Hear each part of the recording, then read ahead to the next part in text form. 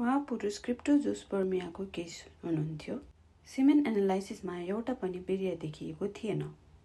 अरू सेन्टरमा डोनर स्पर्मको सल्लाह पाइसक्नु भएको थियो, तर हाम्रो इम्ब्रियोलोजिस्टले त्यो स्याम्पललाई सेन्ट्रिफ्युज गरेर हेर्नुभयो र एकदमै कम भए पनि स्पर्म भेटाउनु भयो।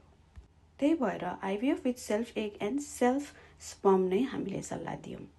एग पिकअपको दिन 18वटा एग र 14 M2 निस्कियो र त्यस दिन मल्टिपल स्याम्पल कलेक्सन गरेर हामीले 14वटा स्पर्म भेटायौँ। क्रिप्टोजुस्पर्मिया स्याम्पलमा स्पर्म भेटाउन धेरै नै टाइम लाग्ने र च्यालेन्जिङ हुन सक्छ, तर यो केसमा एम्ब्रियोलोजिस्टले सक्सेसफुली स्पर्म भेटाएर उहाँको हरेक एगमा एक्सी गर्दै हुनुहुन्छ। यसरी अरू सेन्टरमा डोनर स्पर्मको सल्लाह पाएर हताश भएका उहाँ कपाललाई हामीले सेल्फ एग र सेल्फ स्पर्मबाट नै आइभीएफ गर्न सफल भएका छौँ र देख्न सक्नुहुन्छ सेल्फ स्पर्मले इक्सी भइरहेको छ हरेक अन्डामा उहाँको सफलतापूर्वक। यसरी सिङ्गल सिमेन एनालाइसिसको रिपोर्टमा स्पर्म नभेट्टाउँदैमा हामी डाइरेक्टली डोनर स्पर्मको सल्लाह दिँदैनौँ।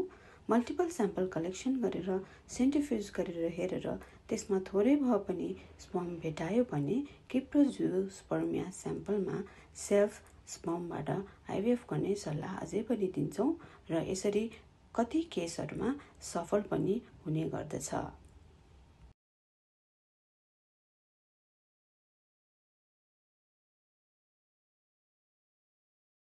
डे 3 मा एम्ब्रियो चेक गर्दाखेरि उहाँको 9 एम्ब्रियोज बनेको छ र यसलाई कल्चर गरिएको छ